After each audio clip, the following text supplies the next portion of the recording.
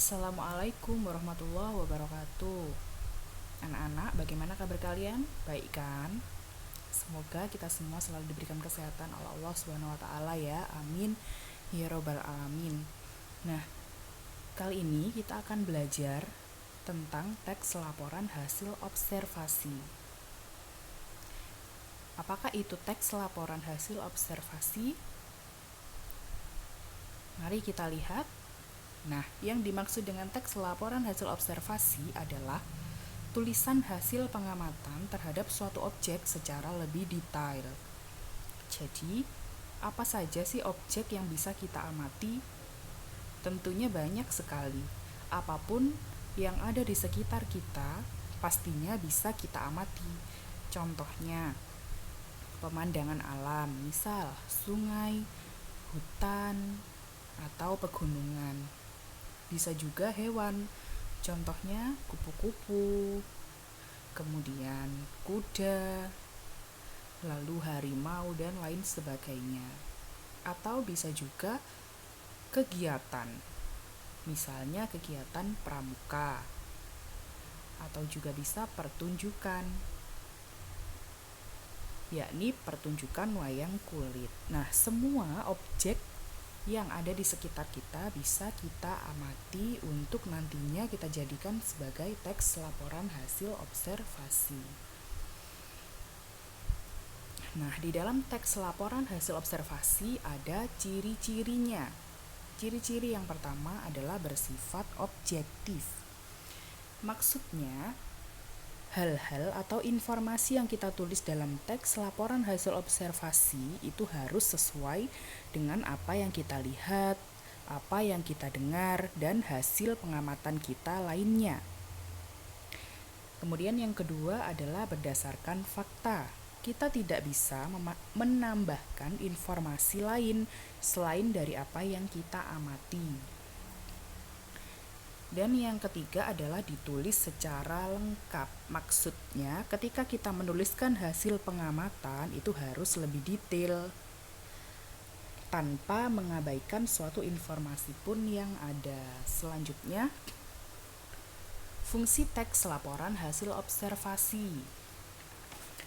Fungsi yang pertama adalah memberitahukan atau menjelaskan tanggung jawab, tugas, dan kegiatan pengamatan. Nah, maksudnya adalah ketika kita sudah melakukan pengamatan, tentunya kita kan menulis laporan. Nah, laporannya itu bisa dalam bentuk teks laporan hasil observasi. Fungsi yang kedua adalah sebagai alat pendokumentasian suatu objek atau pengamatan. Tidak hanya dilaporkan saja, tetapi tulisan ini juga menjadi alat atau media pendokumentasian dari sebuah pengamatan yang pernah kita lakukan. Baik, kita lanjutkan. Nah, di dalam teks laporan hasil observasi ada yang dinamakan struktur teks. Struktur teks laporan hasil observasi ada 3. Yang pertama adalah pernyataan umum. Nah, pernyataan umum ini berisi hal-hal yang umum, seperti definisi dan klasifikasi. Mengapa kita sebut sebagai klasifikasi? Karena di dalam klasifikasi dijelaskan objek-objek secara umumnya saja. Nah, biasanya pernyataan umum ini digunakan sebagai pembukaan. Tidak hanya klasifikasi, tetapi biasanya kita juga menemukan kalimat definisi yang ditandai dengan kata adalah, merupakan, yakni, atau yaitu. Struktur teks berikutnya adalah deskripsi bagian. Nah, di dalam deskripsi bagian ini penjelasannya lebih detail mengenai objek atau bagian-bagian yang telah kita jelaskan pada pernyataan umum. Dalam pernyataan umum telah dijelaskan klasifikasinya secara umum kan? Jadi, penjelasan secara lebih rincinya ditulis di dalam deskripsi bagian. Kemudian, Struktur yang terakhir adalah deskripsi manfaat. Nah, selain menjelaskan apa saja objek yang kita amati, kita juga menjelaskan manfaat dari objek yang telah kita amati tersebut. Kita lanjutkan ya. Nah, coba ini ada contoh teks, coba perhatikan. Wayang adalah seni pertunjukan yang telah ditetapkan sebagai warisan budaya asli Indonesia. Nah, pada kalimat yang bercetak tebal tersebut merupakan kalimat definisi. Mengapa? Karena di situ ada kata adalah. Kalimat definisi tadi sudah kita jelaskan, biasanya ditandai dengan kata adalah, merupakan, yakni, atau yaitu. Baik, kita lanjutkan pada kalimat berikutnya. UNESCO, lembaga yang membawahi kebudayaan dari PBB, pada 7 November 2003 menetapkan wayang sebagai pertunjukan bayangan boneka tersohor dari Indonesia, sebuah warisan mahakarya dunia yang tak ternilai dalam seni bertutur. Nah, pada kalimat berikutnya ini hanya menjelaskan hal umum saja. Jadi, kalimat tersebut juga termasuk ke dalam pernyataan umum. Lanjut. Struktur yang kedua adalah deskripsi bagian. Coba kita perhatikan contoh. Wayang kulit dilihat dari umur dan gaya pertunjukannya pun dibagi lagi menjadi bermacam jenis. Jenis yang paling terkenal karena diperkirakan memiliki umur paling tua adalah wayang purwa. Nah, pada kalimat ini dijelaskan klasifikasi atau jenis dari wayang yang memiliki umur paling tua, yakni wayang purwa. Kemudian pada kalimat berikutnya, purwa berasal dari bahasa Jawa yang berarti awal. Wayang ini terbuat dari kulit kerbau yang ditatah dan diberi warna sesuai kaidah pulasan wayang pendalangan serta diberi tangkai dari bahan tanduk kerbau bule yang diolah sedemikian rupa. Nah, pada kalimat ini dijelaskan lebih detail dari pernyataan umum klasifikasi wayang purwa tadi. Jadi, kalimat ini merupakan kalimat deskripsi atau kalimat penggambaran mengenai wayang purwa. Jadi, fungsi dari kalimat deskripsi adalah untuk membuat si pembaca atau si pendengar itu paham dengan apa yang kita jelaskan, atau bisa membuat si pembaca membayangkan langsung apa yang kita sampaikan. Seperti itu. Nah, teks ini termasuk ke dalam struktur deskripsi bagian. Kita lanjutkan ya. Nah, ini adalah bagian struktur deskripsi manfaat. Coba perhatikan contoh berikut. Wayang merupakan wujud ekspresi kebudayaan yang dapat dimanfaatkan dalam berbagai kehidupan, antara lain sebagai media pendidikan, media informasi, dan media hiburan. Wayang bermanfaat sebagai media pendidikan karena isinya banyak memberikan ajaran-ajaran kehidupan pada manusia. Nah, pada kalimat tersebut dijelaskan bahwa manfaat wayang di dunia pendidikan. Jadi, tidak hanya sebagai media kebudayaan saja, wayang di sini juga bermanfaat sebagai media pendidikan, karena di dalam pertunjukan wayang itu juga berisi tentang ajaran-ajaran kehidupan moral bagi manusia. Nah, di teks ini termasuk ke dalam bagian struktur deskripsi manfaat. Bagaimana? Sampai sini sudah paham kan? Baik, akan kita lanjutkan ya. Nah, lalu apa saja unsur kebahasaan teks laporan hasil observasi? Kita simak. Nah, unsur kebahasaan teks laporan hasil observasi ada 4. Yang pertama ada kata kerja atau verba dan kata benda atau nomina. Kemudian frasa verba dan frasa nomina. Jadi perlu kalian ketahui kata dan frasa itu berbeda. Jika kata hanya ada satu, tetapi jika frasa bisa lebih dari satu kata atau lebih, jadi bisa 2, bisa 3, dan seterusnya.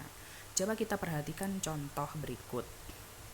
Wayang tersebut selalu dimainkan dengan iringan gamelan dan tari-tarian.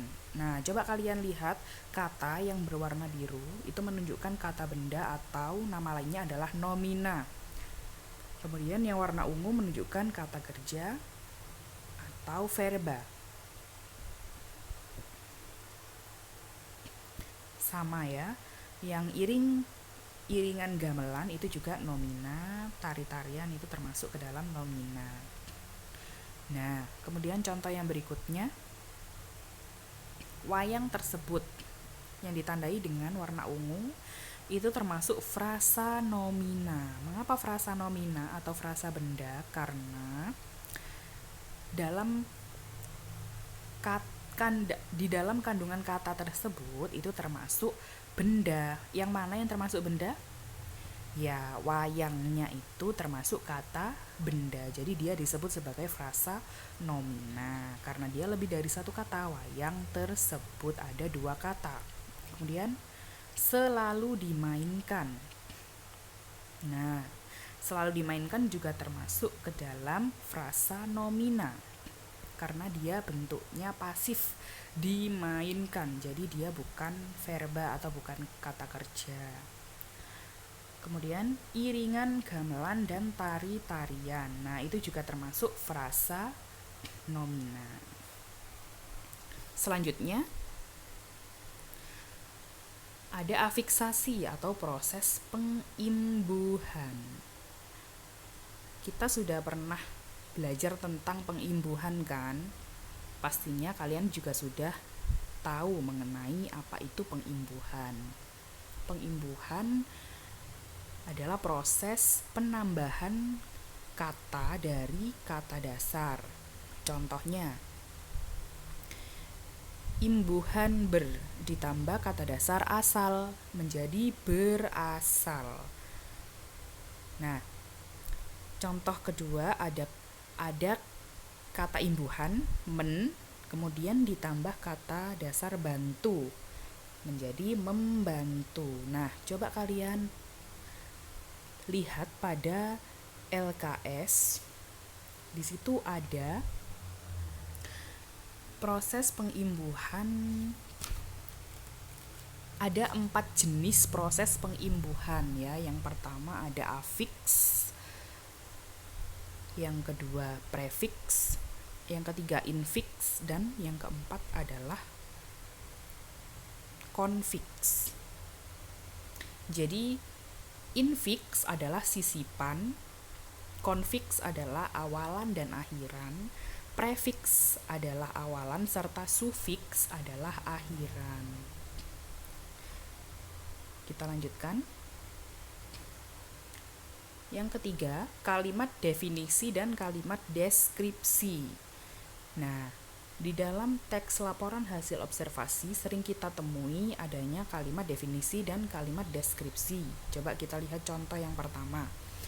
Wayang adalah seni pertunjukan yang telah ditetapkan sebagai warisan budaya asli Indonesia. Nah, kalimat ini disebut sebagai kalimat definisi karena ada kata adalah di dalamnya. Tadi di awal sudah kita jelaskan bahwa kalimat definisi itu biasanya ditandai dengan kata adalah, merupakan, yakni, yaitu, dan lain sebagainya yang bersifat mendefinisikan atau menjelaskan. Lalu kita lihat contoh yang kedua. Wayang kulit terbuat dari kulit kerbau yang ditatah, diberi warna sesuai kaidah pulasan wayang pendalangan, dan diberi tangkai dari tanduk kerbau bule. Nah, pada contoh kalimat kedua ini adalah kalimat deskripsi karena dia menjelaskan secara detail ciri-ciri suatu objek. Objek apa yang dijelaskan? Iya, objek wayang kulit. Jadi wayang kulit ini dideskripsikan sedemikian rupa sehingga si pembaca mengerti bagaimana bentuk dari wayang kulit. Selanjutnya, unsur kebahasaan yang keempat atau yang terakhir adalah kalimat simpleks dan kalimat kompleks. Jadi, kalimat simpleks itu adalah kata lain dari kalimat tunggal. Dan kalimat kompleks adalah kata lain dari kalimat majemuk. Kalian bisa mengingatnya kan? Coba kita perhatikan contoh berikut ini. Taman Nasional Baluran memiliki bermacam flora dan fauna. Nah, kalimat tersebut adalah kalimat simpleks karena memiliki satu predikat. Dan predikat berupa kata kerja. Mana yang termasuk predikat? Ya, yang ditandai dengan warna hitam itu termasuk predikat. Jadi kalimat simpleks atau kalimat tunggal adalah kalimat yang terdiri dari satu kata kerja atau satu predikat saja di dalamnya. Kita lanjut ke materi yang kedua. Kita lanjut ke contoh yang kedua. Singa menerkam dan memakan mangsanya. Nah, pada kalimat yang kedua ini adalah kalimat kompleks atau kalimat majemuk. Arti dari majemuk adalah lebih dari satu atau ganda. Nah, maka dari itu kalimat ini disebut sebagai kalimat majemuk karena memiliki dua predikat berupa kata kerja.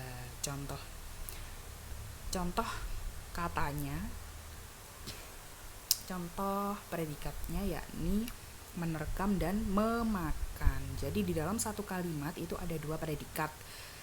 Ya, menerkam dan memakan. Singa menerkam dan memakan mangsanya. Ini disebut sebagai kalimat kompleks. Biasanya untuk mengetahui ciri dari kalimat kompleks itu kita lihat dari ada tidaknya konjungsi di dalamnya. Nah, pada kalimat kedua ini ada konjungsinya. Yang mana?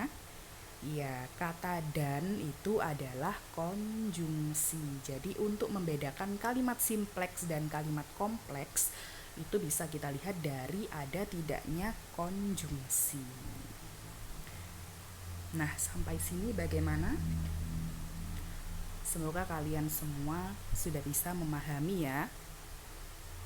Jika memang belum paham, silahkan ditanyakan melalui WA pribadi ke Bu Gita. Semoga ilmu yang kita pelajari hari ini bisa bermanfaat. Terima kasih. Bu Gita akhiri. Wassalamualaikum warahmatullahi wabarakatuh.